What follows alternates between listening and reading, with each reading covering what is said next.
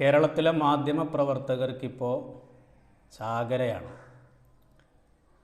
കാരണം കുറച്ച് കാലങ്ങളായിട്ട് പ്രത്യേകിച്ച് ന്യൂസുകളൊന്നുമില്ലാതെ വളരെ മന്ദഗതിയിൽ ഇങ്ങനെ പോയിക്കൊണ്ടിരിക്കുകയായിരുന്നു കേരളത്തിലെ മിക്ക ചാനലുകളും.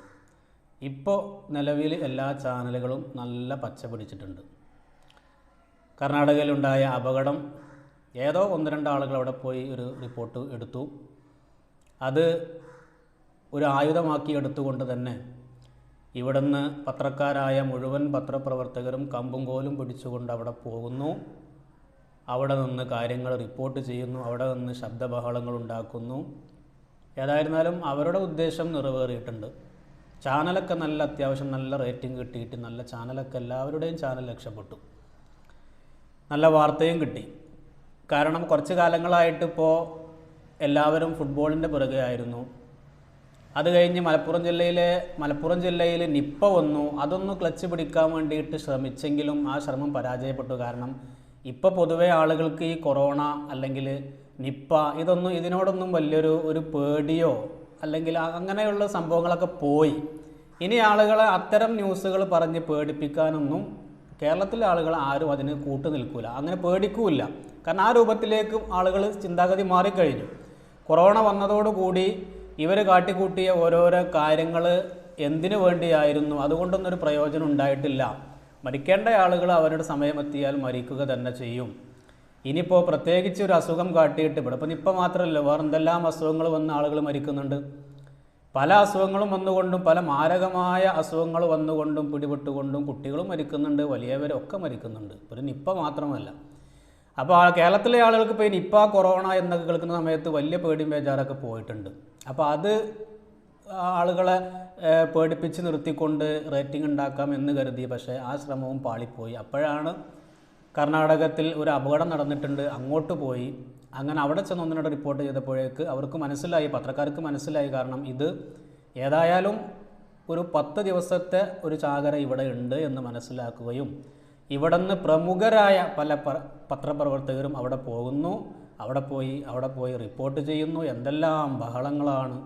ഇപ്പോൾ ഇന്നലെ ഞാനൊരു ന്യൂസിൽ കണ്ടു, ഒരു പത്രപ്രവർത്തകൻ അവിടെ ചെല്ലുന്നു. അപ്പോൾ അവിടെ ചെല്ലുമ്പോൾ നല്ല മഴയാണ്, നല്ല കാറ്റുണ്ട്. അപ്പോൾ ഇവിടെ നിന്ന് അങ്ങോട്ട് ചോദിക്കുകയാണ് സ്റ്റുഡിയോയിൽ ഇരുന്നു കൊണ്ട്, അരുൺ എന്താണ് അവിടെ ആ കല്ലിനടിയിൽ എന്താണ് കാണുന്നത്, അല്ലെങ്കിൽ അവിടെ എന്താണ് മണ്ണിനടിയിൽ എന്താണ് കാണുന്നത് എന്നൊക്കെ ഇവിടുന്ന് ചോദിക്കുന്നു. ആ മണ്ണും കല്ലൊന്നും എടുത്തിട്ട് മാറ്റിയിട്ട് അതിൻ്റെ അടിയിൽ ഒന്നുമില്ല എന്ന് പോലും പറയാൻ ഇദ്ദേഹത്തിന് കഴിയുന്നില്ല. ഈ രൂപത്തിൽ വെറും ഒരു കോമാളിത്തരം കാട്ടിക്കൂട്ടുന്നു. ഇതൊക്കെ ആ കുടുംബത്തോട് ചെയ്യുന്ന വലിയ ക്രൂരതയാണ്. ശവം കൊത്തിവലിക്കുന്ന കഴുകന്മാരാണ് പത്രപ്രവർത്തകരെന്ന് പണ്ട് എവിടെയോ ഞാനൊന്ന് വായിക്കുകയോ കേൾക്കുകയോ ചെയ്തിട്ടുണ്ട്. ശരി തന്നെയാണത്. കാരണം ആ കുടുംബത്തോട് ചെയ്യുന്ന ഏറ്റവും വലിയ ക്രൂരതയല്ലേ ഇത്? നിങ്ങളൊന്ന് ആലോചിച്ച് നോക്കിയേ. യാതൊരു നിലക്കുമുള്ള ഒരു സാധ്യത, അല്ലെങ്കിൽ ഈ പത്രപ്രവർത്തകർ അവരെ കൊണ്ട് കഴിയുന്ന രൂപത്തിലുള്ള സഹായങ്ങൾ അവിടെ ചെയ്യണം. ഇതൊന്നും അവർ ചെയ്യില്ല. അവർ ഈ ക്യാമറയും ഈ വലിയൊരു മൈക്കും കമ്പും തൂക്കി പിടിച്ചുകൊണ്ട് അവിടെ പോയി ബഹളമുണ്ടാക്കുന്നു. അവിടെ അങ്ങനെ ഇവിടെ ഇങ്ങനെ കാറ്റും മഴയാണ്. കാറ്റും മഴ ഇപ്പോൾ അവിടെ മാത്രമല്ല, ഇവിടെ ഉണ്ടല്ലോ, കേരളത്തിലുണ്ട്. ഒരാൾ പറയാണ് ഇവിടെ നല്ല കാറ്റാണെന്ന്. ആ സമയത്ത് കേരളത്തിൽ നല്ല കാറ്റും മഴ നടന്നു കൊടുക്കുകയാണ്. പിന്നെ ഇപ്പോൾ ഈ ഒരു സീസണിൽ കാറ്റും മഴ ഉണ്ടാവുമല്ലോ, അതൊക്കെ അവിടെ ഉണ്ട്. നമ്മൾ സ്റ്റുഡിയോയിൽ ഇരുന്നിട്ട് ഇങ്ങനെ ആളുകളെക്കുറിച്ച് ഇല്ലാത്തതും ഉള്ളതുമായി കിംവദന്തി പരത്തുന്നത് പോലെയല്ല. ഒരു അപകട സ്ഥലത്തേക്ക് ചെന്നുകൊണ്ട് അവിടെ നടത്തുന്ന രക്ഷാപ്രവർത്തനത്തിൽ ഏർപ്പെടാമെന്ന് പറഞ്ഞു കഴിഞ്ഞാൽ അത് ശരിക്കും ബുദ്ധിമുട്ടുള്ള കാര്യം തന്നെയാണ്. പക്ഷേ ഇവരുടെ ഭാഗത്ത് നിന്ന് അത്തരം സഹായ സഹകരണങ്ങളൊന്നുമില്ല. വെറും അവിടെ നടക്കുന്ന ആ മണ്ണും മലയും അത് കിട്ടിയില്ല. ആദ്യം ഒന്ന് പറയും, പിന്നെ ഒന്ന് മാറ്റി പറയുന്നു. ആദ്യം പറഞ്ഞു സിഗ്നൽ കിട്ടിയിട്ടുണ്ട് എന്ന് പറയുന്നു. പിന്നെ പറഞ്ഞു വണ്ടി 1-2 തവണ സ്റ്റാർട്ടാക്കിയിരുന്നു, മൊബൈലിൽ നിന്ന് അങ്ങോട്ടും ഇങ്ങോട്ടും കോള് പോയിരുന്നു. ഇങ്ങനെ പറഞ്ഞ കാര്യങ്ങളൊക്കെ പിന്നെയും മാറ്റി പറയുന്നു. പിന്നെ അതിനെക്കുറിച്ച് യാതൊരു അഡ്രസ്സും ഇല്ല. ഏതായിരുന്നാലും പത്രക്കാർക്ക് ഇതുകൊണ്ട് വലിയ ചാകര കിട്ടിയിട്ടുണ്ട്. നമ്മുടെ മലയാളിയായ അർജുൻ്റെ കുടുംബത്തിൻ്റെ ദുഃഖത്തിൽ പങ്കുചേരുന്നതോടൊപ്പം തന്നെ ഈ രൂപത്തിലുള്ള പ്രഹസനങ്ങളൊന്ന് അവസാനിപ്പിക്കണമെന്ന് പത്രപ്രവർത്തകരോട് അപേക്ഷിക്കുകയാണ്. ഇതുകൊണ്ടൊന്നും ഒരു കാര്യമില്ല. നമ്മളെക്കൊണ്ട് ചെയ്യാൻ പറ്റുന്ന സഹായങ്ങൾ ചെയ്തു കൊടുക്കുക എന്നതല്ലാതെ ആ